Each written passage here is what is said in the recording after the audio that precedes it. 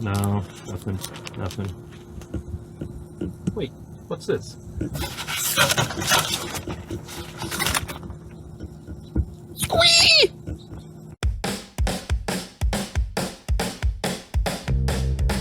Nice.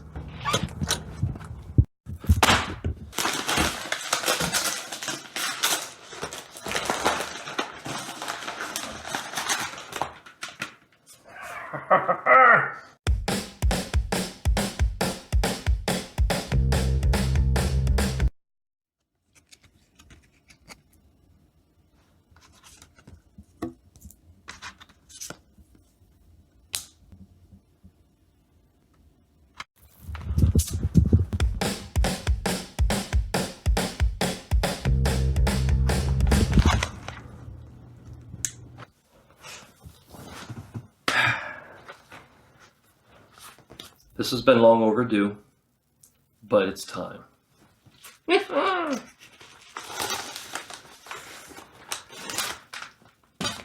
Okay, if you don't know who they are already, Crimson Riot is the other side to perennial Las Vegas tourist favorite Roxy Gunn Project, or RGP. When you pre-ordered their CD, you got the CD autographed, you got your name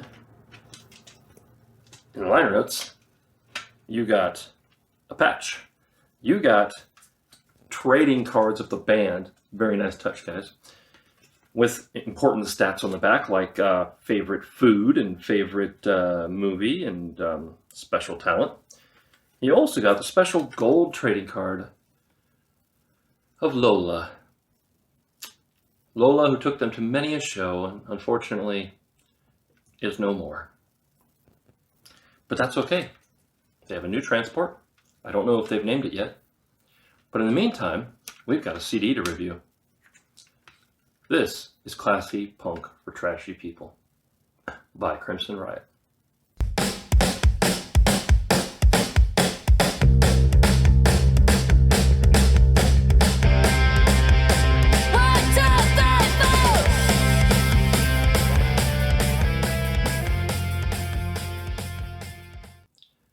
Now, hold on to your butts, people, because if you didn't already know this about Crimson Riot and Roxy Gunn Project, it's a family affair.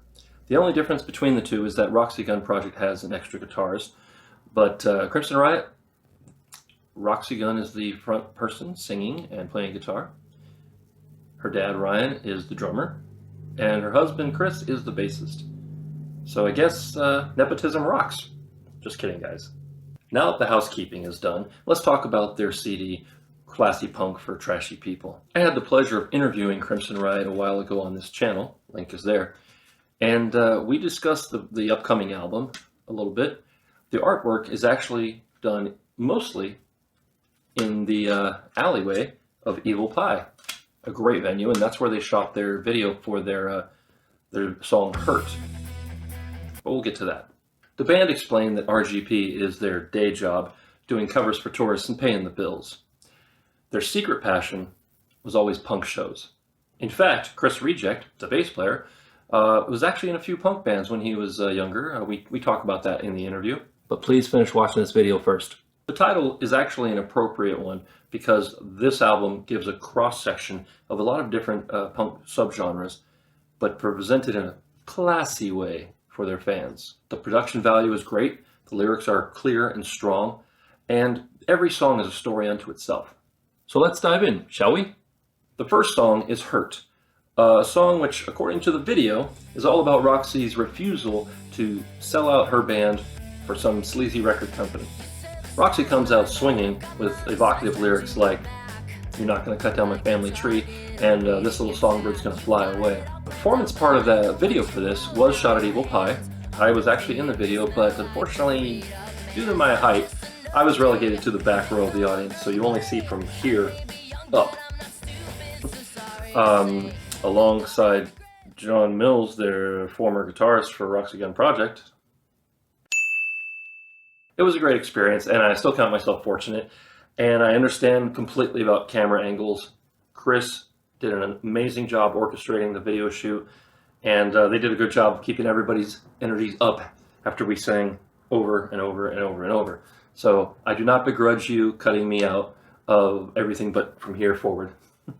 No sweat. My personal favorite song is called Fight Song. It's the second song on the album, and it starts out with Roxy's angry diatribe about you're just not listening, things aren't working out like they're supposed to be. Then it morphs into a love song that's written about a relationship where things are not always smooth.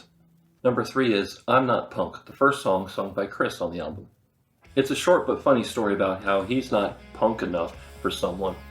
As someone who's worn whatever heck he wanted at a metal show, I definitely understand Chris. Like you sing in the song, punk is a state of mind. The purple hair doesn't hurt though. As I mentioned earlier, if you pre-order the CD, you got the gold Lola trading card. The fourth song, which is called Lola, is a love song between a girl and her transport. The song matches the melody with the lyrics, then switches to a pop-style chorus that somehow also matches perfectly.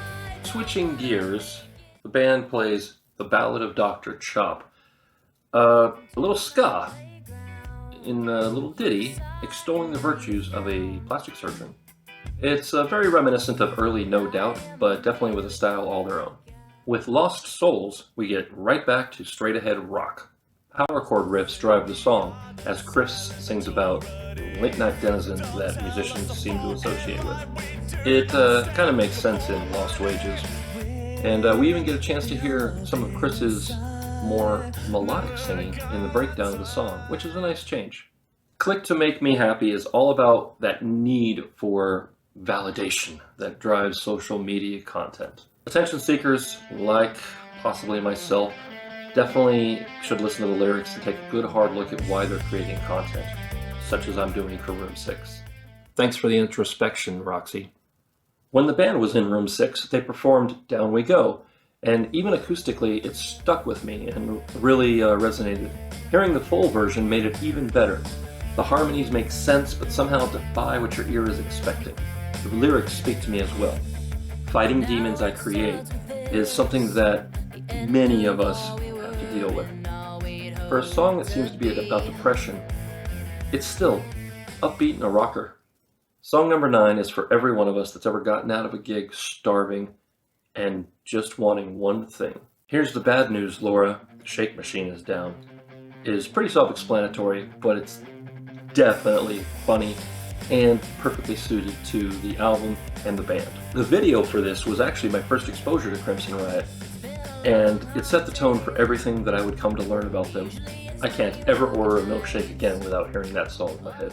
Chris is back on the next tune, this time singing his own love song called Anchor Me. Relationships can be stormy and rough and unpredictable, so the metaphor of anchoring someone really does make sense. It's a solid bassline driven song, and yet still lovely. The last song on the album is the appropriately named Riot, a great song that would be great to sing along to at a show. Only this anthem song isn't about bringing down the government or causing chaos. Roxy and the boys are calling for revolution to help each other and stand together. The message is, just help each other with problems and the world will be alright. Who knows? Might work. Thanks for watching. I hope you enjoyed and that you'll consider buying their CD. If you'd like to check out where to buy their CD, links are in the description.